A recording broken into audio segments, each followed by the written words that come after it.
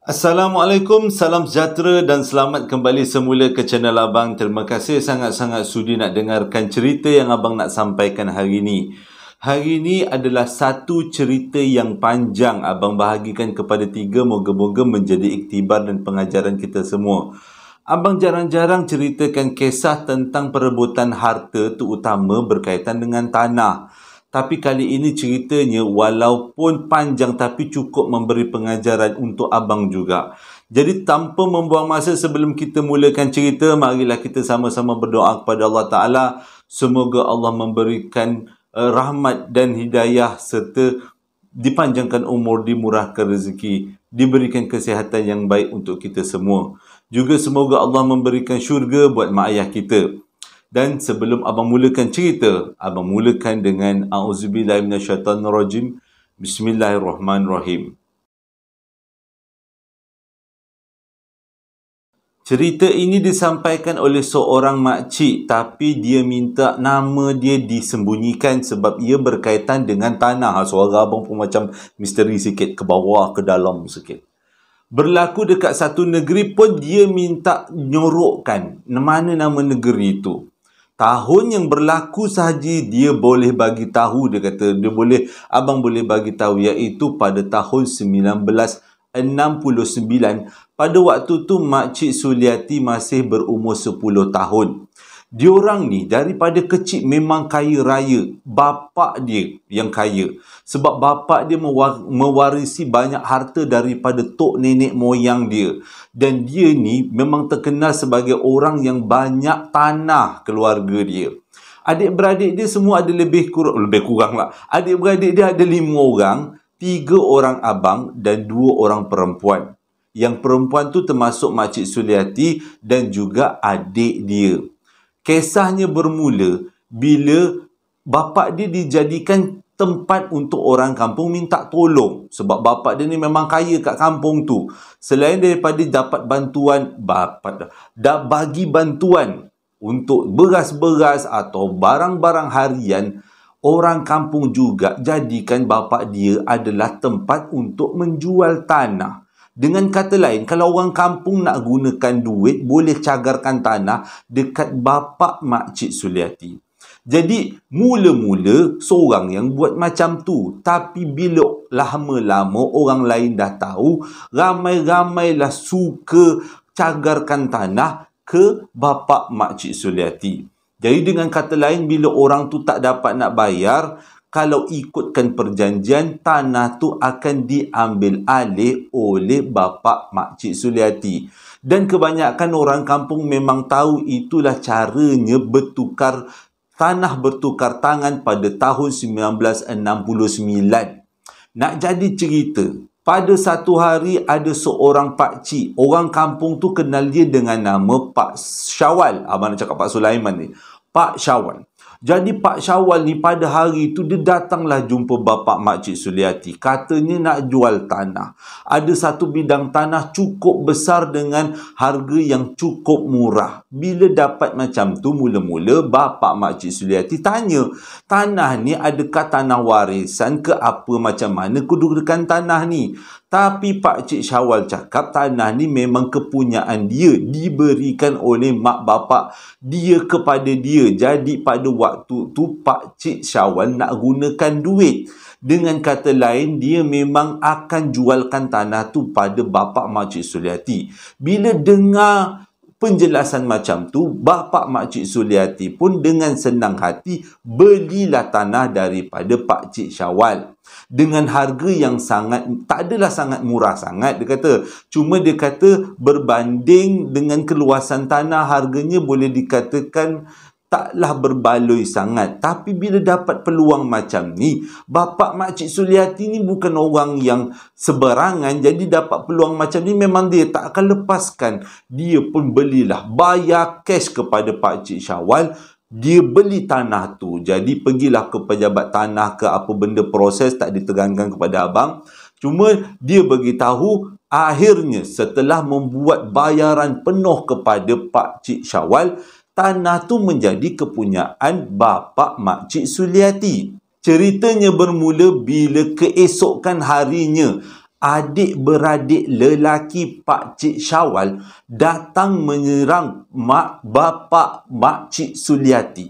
Dia menyerang bukan dalam keadaan nyerang-nyerang mulut kosong je, tapi bawa siap parang semua.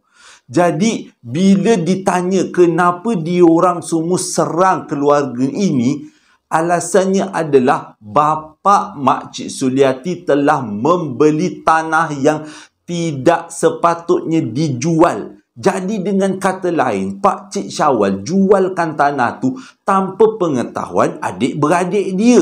Mungkin pada tahun 1969, proses jual beli tanah taklah serumit macam sekarang. Tapi itulah yang menyebabkan adik-beradik Pak Cik Syawal berparang-parang datang ke rumah keluarga Mak Cik Suliati. Jadi waktu perbincangan tu, waktu tu Mak Cik Suliati dah berumur 10 tahun, dia tahu keadaan, dia tahu sebenarnya apa yang berlaku. Dia dengarlah, dia sekolah, dia kata. Jadi bergaduh-gaduhlah bapa dia dengan adik-beradik lelaki Pak Cik Syawal. Dalam pergaduhan tu, adik-beradik lelaki Pak Cik Syawal ni minta duit daripada bapa Mak Cik Suliati. Sebabnya dia kata, engkau tak sepatutnya bayar kepada abang aku si Syawal. Engkau sepatutnya bayar kepada kami semua secara adil. Dahlah kau beli tanah tu dengan harga yang tak mematut langsung. Jadi engkau kena bayar kepada kita orang juga sebanyak mana yang kau bayar kepada Pak Cik Syawal. Bila dengar macam tu, sebagai walaupun berduit tapi bunyinya macam tak adil. Jadi bapa Mak Cik Suliati cakap, itu bukan urusan aku. Itu urusan engkau dengan adik-beradik engkau. Engkau bincanglah, aku dah bayar penuh, harga penuh. Cash money aku bayar dekat Syawal. Jadi bila dengar alasan macam tu, jadi gaduh tu jadi makin tegang. Di akhir pergaduhan tu, salah seorang daripada adik Pak Cik Syawal bagi ugutan nak bunuh bapa Mak Cik Suliati.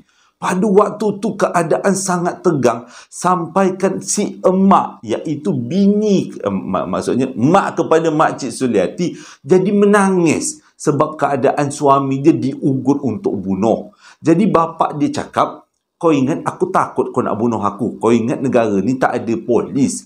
Sekali kau cuit keluarga aku, memang polis menyerbu datang rumah kau, serekop kau satu keluarga. Tapi Pak Cik tu yang datang tu, yang katanya buat ugutan bunuh tu, dia tersenyum. Dia kata bukan bunuh begini. Bunuhnya secara halus. Bila dengar macam tu, bergetar juga hati Mak Cik Suliati. Takut-takut keluarga dia diapa-apakan. Malam tu waktu tengah makan malam, memang nak jadi cerita Mak Cik Suliati cakap itulah detik yang paling teruk dalam kehidupan dia daripada dulu sampai sekarang, apabila sewaktu makan malam bapa dia muntah darah.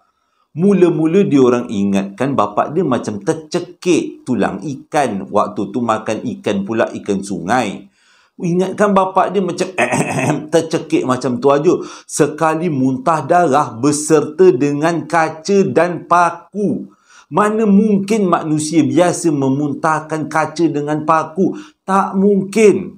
Melainkan kalau dia makan kaca dengan paku sebelum tu. Tapi memang dia tak makan pun. Datang mana kaca dengan paku tu? Jadi dekat dalam keadaan waktu tu agak kucar kacir.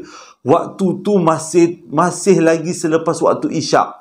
Keadaan kucar kacir sampaikan mak dia mengarahkan abang-abang dia untuk menjemput imam kampung. Datang ke rumah dia orang untuk tengok-tengokkan keadaan bapa.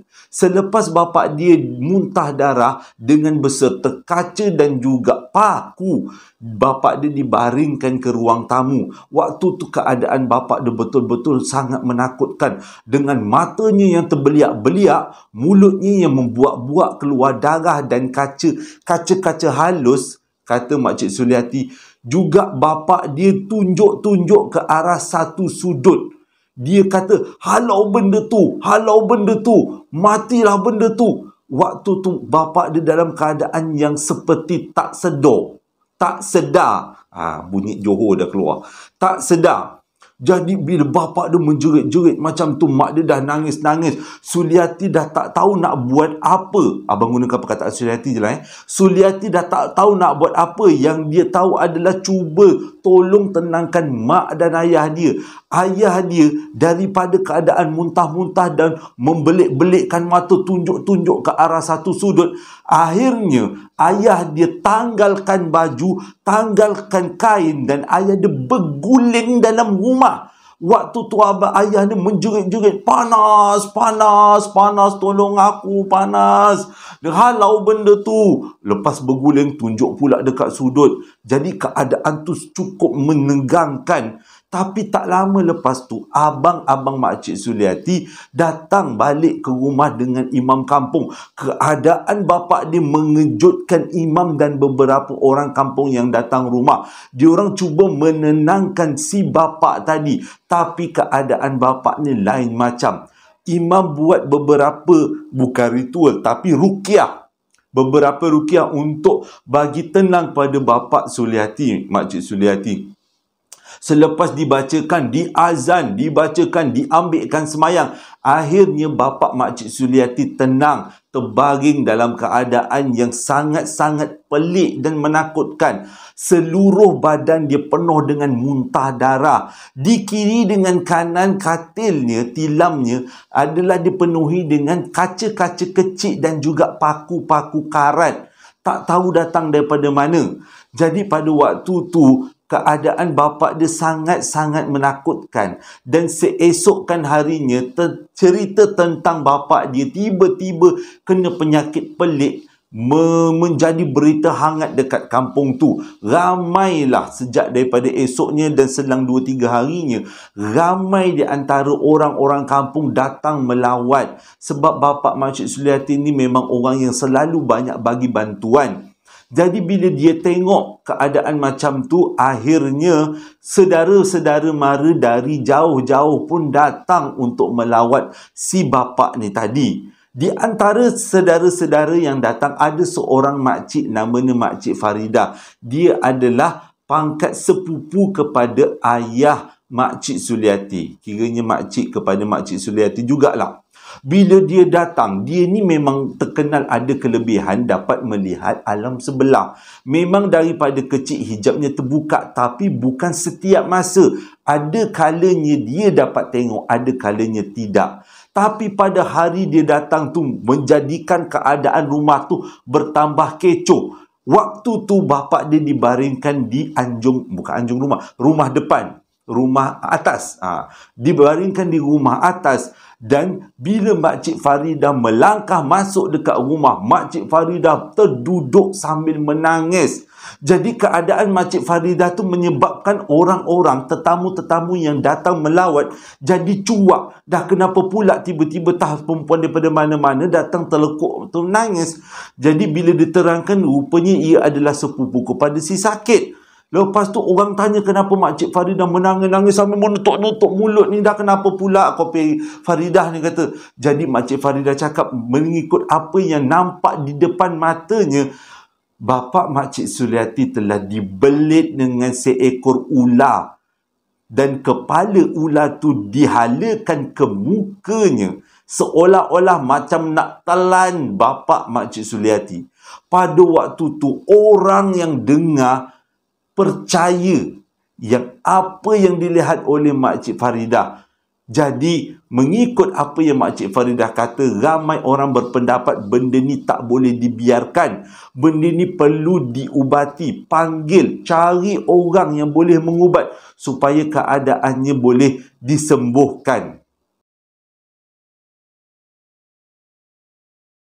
Bila dengar saranan daripada ramai orang, akhirnya keluarga tu, iaitu isteri, mak kepada Makcik Suliati tu, panggil beberapa orang bomoh dan juga imam-imam, ustaz-ustaz untuk mengubati suaminya.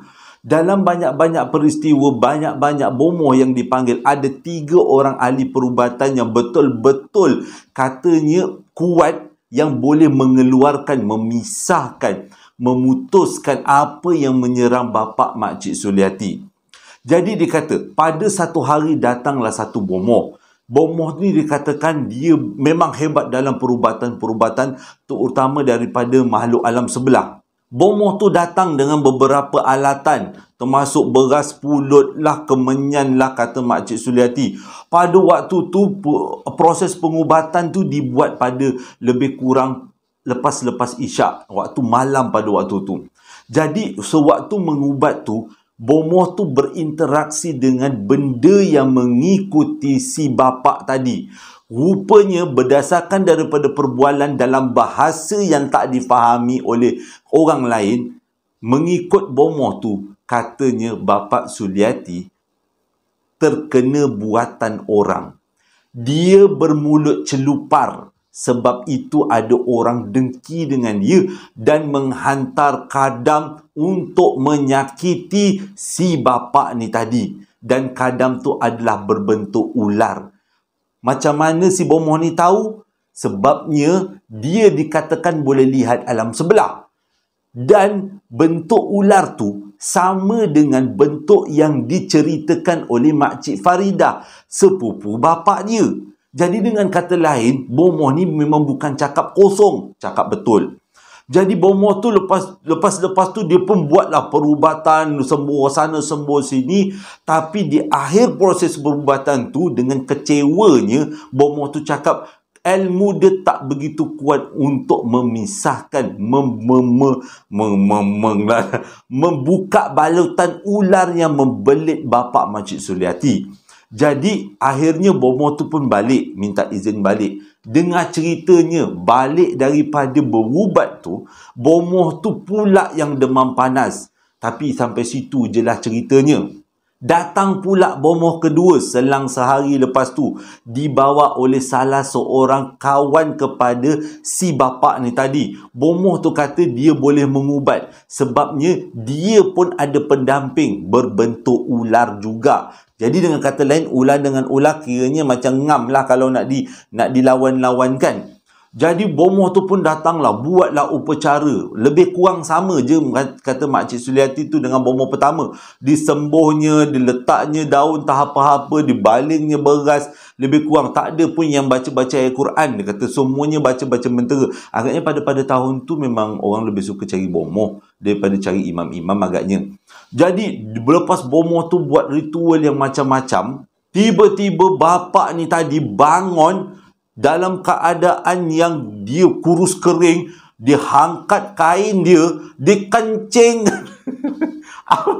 Dikencingkan Bomoh tu tadi. Mengelupo Bomoh tu kena kencing dengan si bapa ni tadi. Minta maaf makcik abang tergelak pula. Kita terbayang keadaan macam mana bapa tu dikencingkan. Bomoh tu dikencingkan. Macam terkejut, tapi dalam masa yang sama lucu jugalah. Jadi minta maaf makcik. Nanti abang beritahu kenapa abang minta maaf. Jadi bila Bomoh tu kena kencing, mengelupo Bomoh tu lari. Tergelak-gelak si bapa ni tadi. Dia cakap apa? Engkau kangat kau terror. Kau dah kena makan air kencing aku, dia kata.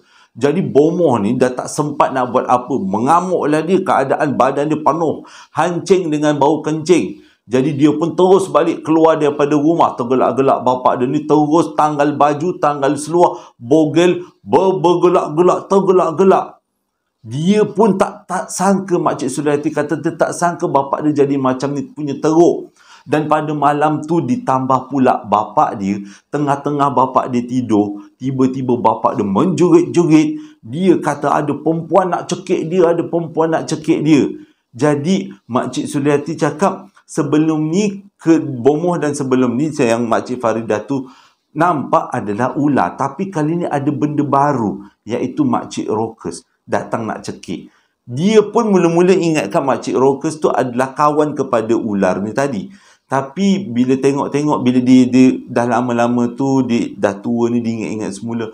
Mungkin, dia kata mungkin, dia pun tak nak tuduh, yang hantarkan Makcik Rokus cekik si bapa ni tadi adalah Bomoh yang kena kencing tadi. Mungkin dia marah sebab si bapak ni tadi kencingan bomoh tu. Kau nak kencingan aku, aku hantar makcik Rokus dia cekik kau. Jadi malam tu bertambah, selain daripada bapak dia tergelak-gelak macam orang gila, bapak dia menjerit-jerit, tunjuk-tunjuk, dia kata tu ada makcik Rokus nak kecekik aku, kau hajar makcik Rokus. Ada jadi macam tu. Jadi dia kata dah keadaan bapak dia makin teruk. Nak jemput setiap bomoh tu bukan sikit-sikit punya perbelanjaannya banyak. Tapi selang 2-3 hari lepas tu, adik kepada bapak dia bawa lagi bomoh yang ketiga. Katanya bomoh ni memang sama hebat, lebih hebat daripada bomoh-bomoh sebelum ni. Tapi bomoh yang ketiga ni datang, barulah nampaklah sikit, bukan sikit, lebih. Cara perubatan tu lebih kepada menggunakan ayat Al-Quran. Sampai-sampai je bomoh tu terus ambil semayang. Dia macam ustaz lah, kata Makcik Suliati. Ambil air semayang, buat solat hajat. Lepas solat hajat, zikir-zikir. Lepas zikir-zikir ni kuat pula tu. Lepas tu buat solat hajat. Tapi kali ni, benda pelik pula berlaku. Tengah-tengah ustaz tu solat hajat, dalam keadaan yang sepatutnya bapak Makcik Suliati ni tak boleh bangun sebab dia tak makan, dia minum air je. Dia boleh bangun, dia pergi terajang ustaz tu terperosok dekat bawah pintu. Dah jadi kes lain, dia kata. Tak jadi ustaz tu nak berubat. Dia kata, ustaz tu kata dia boleh ubatkan tapi dari jauh. Datang kat sini nak berubat, bahaya, dia kata. Tak pasal-pasal, pada hari tu dia kena terajang dengan bapak Makcik Suliati. Jadi, pada waktu tu memang keadaannya sangat-sangat menakutkan. Nak ubat, panggil bomoh tersalah ubat, panggil ustaz kena terajang. Jadi biarlah macam tu. Jadi diorang ni satu keluarga cubalah jaga si bapak ni sebaik mungkin. Dalam keadaan yang kurus kering, tak nak makan, lepas tak nak pakai baju. Kalau dia pakaikan baju, dia tanggal panas. Dia berguling-guling kat rumah. Dah tak tahu nak buat apa. Pada malam Jumaat minggu yang sama, akhirnya bapak Makcik Suliati meninggal dunia. Abang minta maaf sangat-sangat makcik kalau tadi abang tergelak. Sebabnya bukan tergelakkan bapak makcik ni, tapi sebabkan yang kencing tadi kan, tergelak dengan bomoh tu lah. Kan kena kencing. Jadi malam tu bapak dia meninggal. Dia rasa lebih baik bapak dia meninggal daripada bapak dia hidup dalam keadaan yang sangat-sangat menyedihkan. Kes ni berlaku seminggu je, tak lama. Tapi lepas seminggu tu, bapak dia meninggal. Tapi di malam bapak dia meninggal, berlaku satu peristiwa yang pelik. Sewaktu orang ramai semua baca Yasin mengelilingi bapak dia, tiba-tiba jenazah bapak dia bergerak-gerak. Di bawah kain penutup jenazah, tiba-tiba bergerak-gerak. Tak ke huru-hara orang jadinya. Jadi, bila dah gerak-gerak macam tu, kebanyakan daripada orang kampung dah lari. Adalah tinggal beberapa ahli keluarga terdekat yang mengelilingi, termasuk Makcik Suliati pada waktu tu. Dia duduk dekat dengan jenazah bapak dia. Tiba-tiba daripada bawah badan bapak dia keluar seekor ular hitam. Yang peliknya, ular tu punya kepala sama besar dengan badan. Katanya, mengikut cerita Makcik Suliati, ialah sepatutnya ular bentuk kepalanya lain dengan badan. Ini tak, bentuknya sama dengan badan. Sama saiz dengan badan dia. Menyusup keluar daripada bawah badan si jenazah tadi, keluar ikut tingkap dan hilang. Waktu tu semua orang beranggapan itulah ilmu yang telah menyebabkan si bapaknya tadi meninggal dunia. Dan ilmu tu pergi. Tapi Alhamdulillah lah, majlis pengkebumian esoknya berlaku dengan lancar. Bapak dia pula meninggal malam Jumaat. Memang sesuatu yang sangat baik lah, dia kata. Dia tahu bapak dia baik. Dia tahu bapak dia meninggal sebab dia atas buatan orang. Tapi lain pula jadinya. Ingatkan cerita ni dah habis kan? Abang pun mula-mula ingatkan cerita ni dah habis. Ni dia melalui panggilan telefon dia bagi ni. Jadi abang ingat dah habis ceritanya. Rupanya ada sambungan je yang lagi teruk daripada tu. Selepas 2 hari bapak dia meninggal, tak tunggu-tunggu. Abang Makcik Suliati ni ada 3 orang. Abang cerita tadi kan ada 3 orang abang dia umurnya dekat-dekat. Dan abang-abang dia ni buat satu tindakan yang memang di luar jangkaan. Diorang bertiga pergi cari pakcik yang katanya membuat ugutan bunuh pada si bapa ni tadi. Cari ke rumah tu. Diikuti dia dari belakang Makcik Suliati dan juga mak dia. Jadi sebenarnya Makcik Suliati dengan mak dia ni cuba tenangkan anak-anak lelaki ni. Jangan diambil apa-apa tindakan sebab kita tak tahu siapa yang buat ilmu-ilmu ni. Jadi anak lelaki ni kan memang bila tengok bapa dia meninggal keadaan macam tu, dia orang pun pergi rumah pakcik tu. Dia orang tahu rumah pakcik tu kat mana. Adik kepada Pakcik Syawal, lupa abang nak beritahu. Sewaktu bapa Makcik Suliati tu sakit-sakit, Pakcik Syawal meninggal dunia. Atau abang terlupa, abang lupa. Jadi selepas Pakcik Syawal meninggal dunia, barulah bapa Makcik Suliati meninggal. Jadi lepas meninggal tu si abang-abang ni pergi kat rumah pakcik yang katanya buat ugutan bunuh tu. Cari pakcik tu kat rumah, tak jumpa. Katanya pakcik tu pergi melepak dekat kedai warung. Pergi cari dekat warung, jumpa pula. Tak pasal-pasal waktu tu petang tu tak ramai pula orang di kawasan tu. Si anak-anak, si abang-abang kepada Makcik Suliati ni belasah pakcik tu, lembik pakcik tu jadinya. Jadi waktu dah pakcik tu kena belasah, kena tumbuk, kena pijak dengan si abang-abang ni tadi, diorang tanya, lebih baik engkau minta maaf dengan keluarga kita orang, kau buatkan bapa kita orang mati. Tapi yang peliknya, bukan nak tuduh, kata Makcik Suliati, depan matanya dia dengar apa yang pakcik tu cakap. Dia cakap macam ni. Dia kata, kau ingat aku takut dengan kau. Aku boleh buat kau macam bapak kau. Kau terima balasannya. Jadi pada waktu tu, yang keadaan dah jadi tegang, sempat pula salah seorang daripada abang Makcik Suliati pergi buat flying kick, terajang pakcik tu terperosok dekat dalam warung pada waktu tu. Jadi lepas dia belasah pakcik tu, diorang pun balik. Malam tu kena marah dengan mak dia. Si emak ni takutlah kalau berlaku apa-apa pada si anak-anak ni. Tapi itulah nak jadi cerita. Akhirnya pada tengah malam tu, tiba-tiba ketiga-tiga abang Makcik Suliati tu demam panas. Dan keesokannya tak lama, esok je ketiga-tiganya bertindak, berbuat macam si bapa ni tadi. Berguling-guling kepanasan, menangis-nangis, seolah-olah macam ada sesuatu yang cuba untuk membunuh diorang. Nampak je dinding menjerit, nampak tingkap menjerit, nampak pintu menjerit. Dalam keadaan ketiga-tiga abang Makcik Suliati jadi macam tu. Keadaan jadi kecoh sangat-sangat. Sampai si emak ni menangis-nangis. Akhirnya, bukanlah akhir. Jadi, dah tak tahu nak buat apa. Keadaan abang dah teruk. Panggil bomoh, dia kata. Panggil bomoh, panggil imam. Semua dipanggil tak jalan, tak jadi. Keadaan abang dia makin teruk, sama macam bapak dia, berguling, berbogel, menangis, menjerit. Jadi si emak dia tadi, Makcik Suliati teman mak dia pergi ke rumah pakcik tu minta maaf.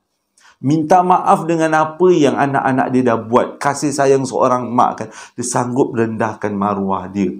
Jadi dia minta maaf. Orang tu cakap apa? Ada dua syarat aku bagi. Aku nak tanah tu balik. Dan yang kedua, aku nak duit yang belaki kau bagi Kak Syawal. Tapi makcik ni cakap, dia boleh bagi tanah, tapi duit tu dia tak boleh bagi. Sebab duit dia kebanyakannya dah habis buat kos perubatan si ayahnya yang waktu meninggal tu kan. Banyak perubatan, kos-kos dah mengalir ke sana. Jadi dah tak ada duit nak bayar dah. Gelak-gelak pakcik tu. Tak apa, dia kata kau pulangkan tanah. Jadi si mak ni tadi atas perjanjian-perjanjian yang dia kena buat, akhirnya proses tu memakan masa 3-4 hari juga. Tanah tu diserahkan kepada pakcik tu. Tapi keadaan abang-abang dia makin teruk. Cumanya keadaan abang dia okey sikit daripada bapak dia sebab ada kalanya abang-abang dia sedar. Sedar boleh bercakap, lepas tu bila malam jadi balik. Lebih elok sikit lah daripada bapak dia. Kalau bapak dia tadi memang langsung tak ingat dia. Tapi abang-abang dia masih lagi boleh ingat. Ingat, menangis, minta maaf kat mak. Jadi, tak tahu nak buat macam mana, jaga je lah. si anak-anak ni, si Makcik Suliati dengan adik dia, jagalah abang-abang dia ni. Cubalah buat yang terbaik untuk abang-abangnya. Tapi takdir daripada Allah Ta'ala mendahului, dan selang setahun selepas tu ketiga-tiga abangnya meninggal secara berturutan. Inilah, susah nak cakap benda macam ni kan. Makcik Suliati kata benda ni menjadi satu trauma kepada keluarga dia. Sebabnya abang-abang dia, ayah dia adalah orang-orang lelaki yang membela keluarga dia, tapi nyawanya diambil dalam keadaan yang sangat menyedihkan. Disebabkan tanah. Sebenarnya kalau tengok daripada cerita Makcik Suliati cakap, keluarga dia tak ada kaitan pun. Kalau nak dengki, pergilah dengki dengan keluarga si Pakcik Syawal tu, anak beranak dia kan. Tapi Pakcik Syawal tu dah mati. Katanya mati pun kena buatan juga. Tak tahulah sejauh mana betulnya. Tapi dia kata disebabkan ini, dia kehilangan abang dengan ayah, dan dia membesar hanya bertiga. Dia dengan mak dia, dengan adik dia sampai sekarang. Dan mereka bertiga masih lagi sihat. Si emak dah berumur 90 tahun. Dah 90 tahun, dekat 90. Dan Makcik Suliati pun dah berumur 60 lebih. Dia cerita kat abang, 60 lebih umur dia. Jadi dia kata pengajaran daripada cerita ni, tolonglah, janganlah diamalkan ilmu-ilmu yang bukan-bukan. Sebab ia bukan memberi kebaikan, tapi malah memberi keburukan. Dia yakin ayah dan abang-abang dia berada di syurga. Maksudnya berada di tempat yang diridai Allah. Sebab dia orang mati disebabkan oleh pengkhianatan kan. Disebabkan oleh khianat orang. Jadi dia yakin. Cumanya dia kata pengajaran yang boleh didapati, ingat tak pakcik yang buat onar pada diorang sekeluarga kan? Pakcik tu akhirnya meninggal bunuh diri. Puncanya apa tak tahu, tapi ada ceritanya berkaitan dengan harta, tapi akhirnya pakcik tu bunuh diri. Inilah sebabnya cerita ni tidak diberitahu tempatnya dekat mana. Sebabnya untuk mengelakkan daripada memalukan keluarga kedua-dua belah pihak.